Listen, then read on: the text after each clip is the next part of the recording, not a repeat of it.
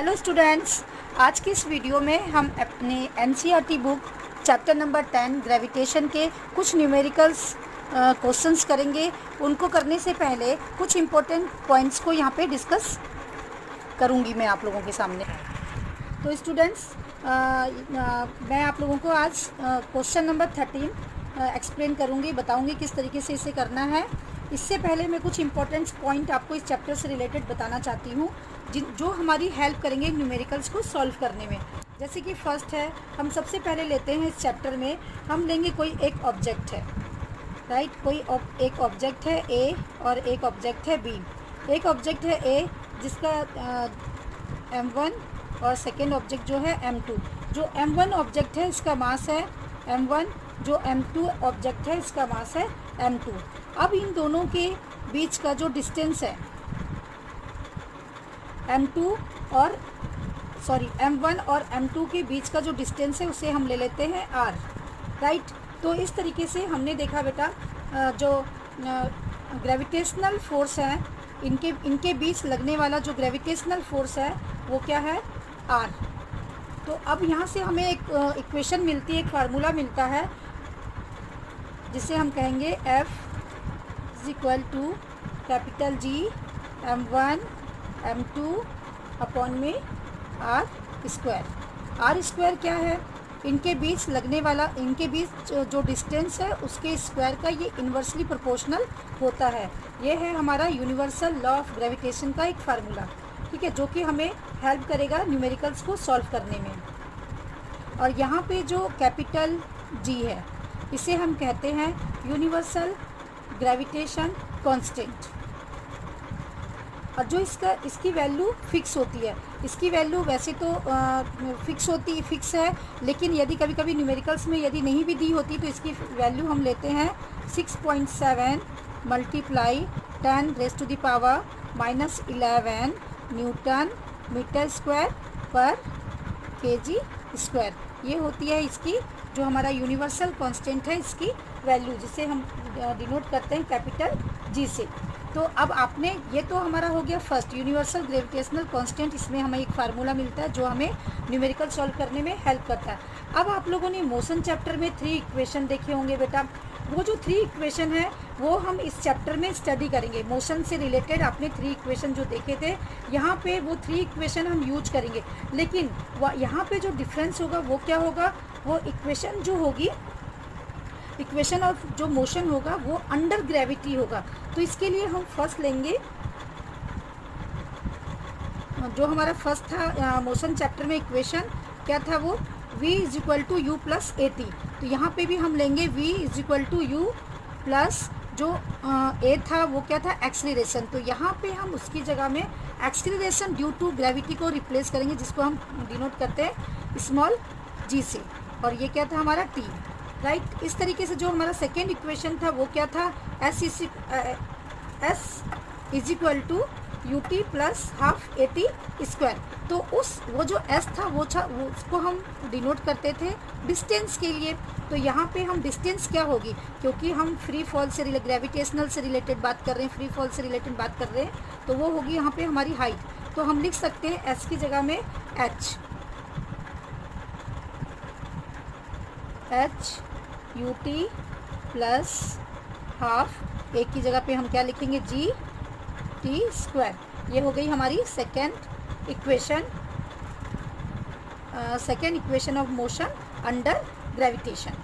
Third equation हमारी क्या थी, वहाँ पे थर्ड इक्वेशन थी v² = u² + 2as। उसकी जगह पे हम लिख सकते हैं v² = u² + 2a की जगह पे g और h की जगह पे हम हाइट ले लेंगे 2as। s की जगह s जो डिस्टेंस के लिए था, यहाँ पे इसको हाइट के लिए यूज करेंगे। चलिए, ये तो हमारे हो गए 3 equation of motion under gravitation, right. But यहाँ पे थोड़ा सा और एक चीज़ हम समझेंगे, जब हमारा g क्या होता है, जब अपवर्ड डायरेक्शन में हम किसी ऑब्जेक्ट को अपवर्ड डायरेक्शन में क्या करते हैं, थ्रो करते हैं, तो दैट कंडीशन जो हमारी g की वैल्यू होती है वो क्या होगी, निगेटिव होगी। यदि हम ऊपर से ऑब्जेक्ट नीचे आ रहा है, क्योंकि ये अगेंस्ट ग्रेविटी है इसलिए यहाँ पे माइनस होगा। अगर ऑब्जेक्ट ऊपर से फ्री फॉल हो रहा है, ऊपर से नीचे गिराया जाता है, तो यहाँ पे जो जी की वैल्यू होगी वो क्या होगी, पॉजिटिव, राइट। अब यहाँ पे जो स्मॉल जी है इसकी फिक्स वैल्यू होती है, इसकी वैल्यू होती है 9.8 मीटर पर सेकेंड स्क्वायर। मीटर पर सेकेंड स्क्वायर इसलिए क्योंकि यही हमारी एक्सीलरेशन की क्या होती है, यूनिट होती है, और हमने उसको रिप्लेस किया है क्योंकि एक्सीलरेशन ड्यू टू ग्रेविटी है, इसलिए इसकी एसआई यूनिट भी वही होगी जो एक्सीलरेशन की एसआई यूनिट होती है।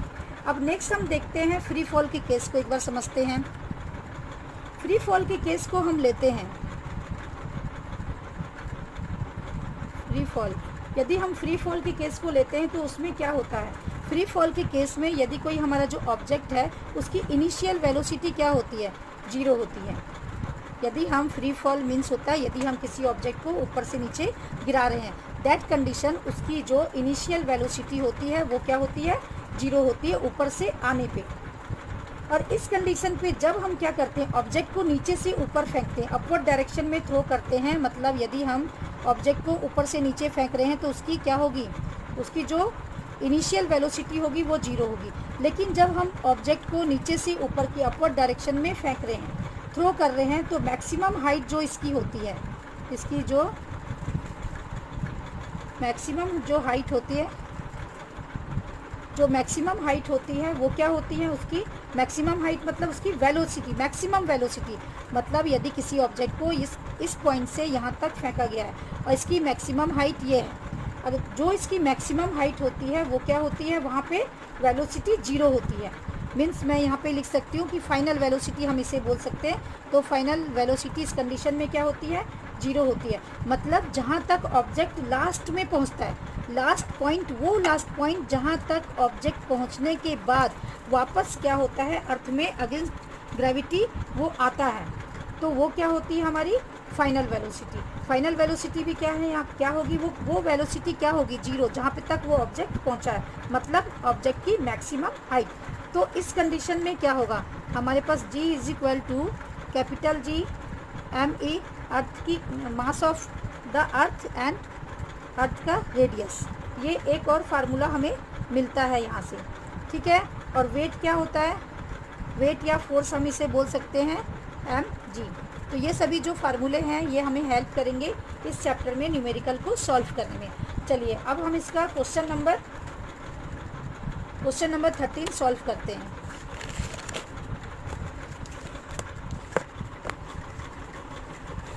तो क्वेश्चन नंबर 13 है हमारा, अकॉर्डिंग टू क्वेश्चन,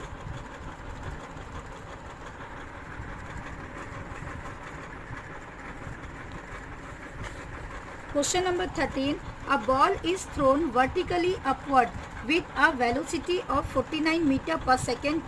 अब ये कह रहा है एक बॉल है, उसको थ्रोन किया गया है वर्टिकल अपवर्ड डायरेक्शन में अगेंस्ट ग्रेविटी, ऊपर क्या किया गया है, उसको थ्रो किया गया है, उसकी वेलोसिटी कितनी है, 49 मीटर पर सेकेंड। तो हमें कैलकुलेट क्या करना है, फर्स्ट पॉइंट है हमारा the maximum height to which it rises, वो कौन सी मैक्सिमम हाइट है जहाँ तक वो क्या करेगा, वो ऑब्जेक्ट पहुँचता है, उस हाइट को हमें फाइंड करना है। सेकेंड हमारा the total time it taken to return to the surface of the earth, और टोटल टाइम बताना है जब तक वो ऑब्जेक्ट ऊपर जाता है और ऊपर जाने के बाद वापस नीचे आता है।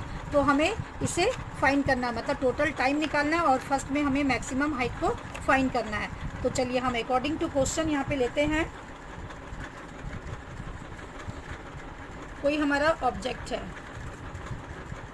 समझ लेते हैं, कोई ऑब्जेक्ट है, इसको हम क्या कर रहे हैं, अपवर्ड डायरेक्शन में थ्रो कर रहे हैं, ठीक है। ये क्या किसकी है, हाइट अपवर्ड, जहाँ इसका v क्या होगा, 0, राइट। अब ये ऑब्जेक्ट है, इसको हम यहाँ से थ्रो कर रहे हैं अपवर्ड डायरेक्शन में। अगर हम इसको अपवर्ड डायरेक्शन में थ्रो कर रहे हैं तो इसकी वेलोसिटी हमारे पास गिवन है 49 मीटर पर सेकेंड, राइट। ये क्या है हमारा अर्थ से इस ऑब्जेक्ट को अपवर्ड डायरेक्शन में थ्रो किया जा रहा है, दैट टाइम इसकी वेलोसिटी क्या है, इसकी वेलोसिटी गिवन है 49 मीटर पर सेकेंड, और इसकी जो मैक्सिमम हाइट है वहाँ पे इसकी वेलोसिटी है जी। तो इस कंडीशन में जो हमारा जी होगा 9.8 मीटर पर सेकेंड स्क्वायर।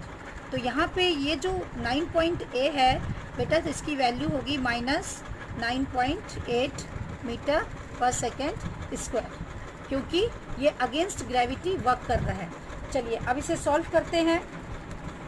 सबसे पहले इसके लिए अकॉर्डिंग टू क्वेश्चन हम गिवन पॉइंट देखते हैं, ठीक है। अब इनिशियल वेलोसिटी क्या है बॉल की इनिशियल वेलोसिटी हम देखते हैं क्या दिया हुआ है हमारे क्वेश्चन में। गिवन है 49 मीटर पर सेकेंड, ये इसकी इनिशियल वेलोसिटी है। और फाइनल वेलोसिटी जैसे कि मैंने आपको बताया वो मैक्सिमम हाइट जहाँ तक ऑब्जेक्ट पहुँचता है, तो हमारी फाइनल वेलोसिटी को हम v से डिनोट करेंगे। ये होगी हमारी 0, जहाँ पे बॉल स्टॉप होती है ऊपर जाती, ठीक है। अब acceleration due to gravity means G क्या होगा हमारा -9.8। ये मैंने अभी बताया आपको कि 9 माइनस क्यों होगा, क्योंकि अगेंस्ट ग्रेविटी वर्क हो रहा है, ये ऊपर जा रही है ना, गोज अप हो रही है, इसलिए हमने क्या किया माइनस ले लिया। अब हम हाइट क्या है इसकी, हाइट क्या होगी ऑब्जेक्ट की, वो क्वेश्चन अकॉर्डिंग टू क्वेश्चन हमें हाइट क्या करनी है, फाइंड करनी है कि कितना मैक्सिमम हाइट तक वो ऑब्जेक्ट जाता है ऊपर, वो हमें फाइंड करनी है फर्स्ट पार्ट में। तो इसके लिए हम क्या करेंगे, इसके लिए हमारे पास जो गिवन पॉइंट है, सबसे पहले हम देखेंगे कि मोशन का कौन सा फार्मूला इसमें यूज़ होगा, ठीक है। सबसे पहले हम देखेंगे कि मोशन का कौन सा फार्मूला इसमें यूज़ हो रहा है। तो उसके लिए हमने देखा कि हमारे पास जो जो पॉइंट गिवन होंगे, हमारे पास वी हमें 0 है, यू हमें पता है, साथ साथ हमारे पास ग्रेविटेशन भी है। अब हमें यहाँ पे फाइंड क्या करना है, एच करना है। तो इसके लिए हम इसका सबसे फर्स्ट वाला फार्मूला यूज करेंगे, थर्ड वाला फार्मूला यूज करेंगे मोशन का, v² = u² + 2ah, ठीक है, क्योंकि हमें हाइट फाइंड करनी है। तो इसमें हमारी जो v है, v हमारे पास कितना है 0 है, v क्या है 0 है, और u कितना है हमारे पास 49 का स्क्वायर हो जाएगा प्लस 2 मल्टीप्लाई a कितना है हमारे पास, मतलब g, यहाँ पे क्या होगा g, ये कितना है हमारे पास -9.8, h हमें फाइंड करना है। तो हम इसे ले सकते हैं, ये हमारे पास इसकी वैल्यू आ जाएगी 0। यदि हम इसका स्क्वायर करेंगे तो ये हमारे पास आएगा अप्रॉक्सीमेट 2401, ठीक है। अब हम इसे देखते हैं प्लस माइनस, यहाँ पे हमारा प्लस का साइन है और ये माइनस क्या हो जाएगा माइनस। अगर इसको हम मल्टीप्लाई करते हैं तो हमारे पास ये आएगा 19.6h, राइट। अब हम इसको इस साइड ले सकते हैं, क्योंकि ये माइनस में इधर आके क्या होगा, ये प्लस हो जाएगा। 19.6h = क्या होगा 2401। अब यहाँ से हम हाइट निकाल सकते हैं, h = 2401 अपॉन में 19.6। इसको यदि डेसिमल हम यहाँ पे करेंगे, यहाँ पे हमने 10 लगा दिया, इसको हटा दिया, ठीक है। इसको सॉल्व करेंगे तो हमारे पास आंसर आएगा 122.5 मीटर, क्योंकि हाइट है। तो हाइट के लिए हम यहाँ पे क्या यूज करेंगे, मीटर। तो इस तरीके से हमने देखा जो मैक्सिमम हाइट है जहाँ तक बॉल पहुँचती है वो क्या है 122.5 मीटर। ये हमने इसकी मैक्सिमम हाइट फाइंड कर ली। अब सेकेंड पॉइंट में हमारा अकॉर्डिंग टू क्वेश्चन क्या था, the total time it taken to return to the surface of the earth. मतलब ये जब हमने ऊपर फेंकी, ये यहाँ तक पहुँचने के बाद वापस वहाँ से यहाँ तक आने में कितना टाइम लेती है, ये हम अब नेक्स्ट फाइंड करेंगे, ठीक है। चलिए अब नेक्स्ट है हमारा सेकेंड केस में, हम देखते हैं सेकेंड केस में हमारा मैक्सिमम टाइम, टोटल टाइम पूछ रहा है, कितना टाइम टेकन करता है, कितना टाइम लेता है वो। तो सबसे पहले हम क्या करेंगे, कितना वो, उसके लिए हम एक फार्मूला यूज करेंगे टोटल टाइम टेकन के लिए, v = u + gt। ये है हमारा मोशन का under gravitation equation for motion, जो इक्वेशन है मोशन का अंडर ग्रेविटेशन, उसमें जो हमारा ये फर्स्ट फार्मूला है इसको हम यूज करेंगे और इसमें इसकी वैल्यू पुट करेंगे, क्योंकि हमारे पास यहाँ पे क्या क्या हमें पता है, हमारी फाइनल वेलोसिटी कितनी है v हमारे पास कितना है 0। इनिशियल वेलोसिटी हमारे पास कितनी है, इनिशियल वेलोसिटी है 49 मीटर पर सेकेंड, 49 मीटर पर सेकेंड।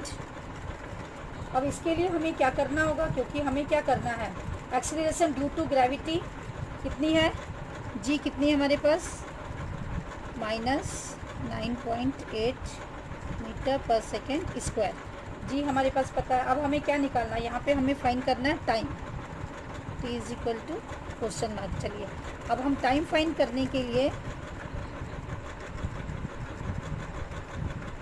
इसके लिए हम एक फार्मूला यूज करेंगे, जो फार्मूला मैंने अभी आप लोगों को बताया है।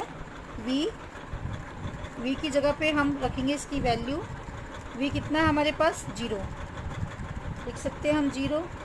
u कितना है हमारे पास, 49 प्लस g -9.8 मल्टीप्लाई t हमें फाइंड करना है। तो इसके लिए हम क्या करेंगे, 0 is equal to 49 minus plus minus minus 9.8 t। अगर हम यहाँ पे लिखते हैं, इसका साइड चेंज होगा, माइनस है तो यहाँ पे क्या हो जाएगा, plus 9.8 t is equal to 49। तो t is equal to 49 upon में 9.8। इसको रिमूव करेंगे, यहाँ पे हम डेसिमल हटाएंगे तो यहाँ पे हम क्या करेंगे, 10 लगाएंगे। अब इसको सॉल्व करेंगे तो क्या आएगा हमारे पास आंसर, इसको सॉल्व करेंगे तो t की वैल्यू हमारे पास आएगी, कैंसिल आउट करने के बाद 5 सेकेंड। यदि 5 सेकेंड हमारी t की वैल्यू आ रही है, मतलब वन साइड का आ गया, ये t जो है हमारे पास वन साइड का आया। यदि हम दोनों साइड का लेंगे, एक बार वो स्टोन ऊपर गया, फिर अपने मैक्सिमम हाइट को गेन किया, तो उसके बाद देन अगेन वापस आया, तो इसके लिए हम क्या करेंगे, 5 + 5 इज इक्वल टू 10 सेकेंड। ये हमारा आंसर आ गया, 10 सेकेंड हमारा आंसर आ गया। मतलब दोनों साइड में जो उसकी जो मैक्सिमम टाइम उसने गेन किया रिटर्न आने में, किसने, बॉल ने, कहाँ तक, सरफेस तक आने में उसने लिया 10 सेकेंड। Hope you understand.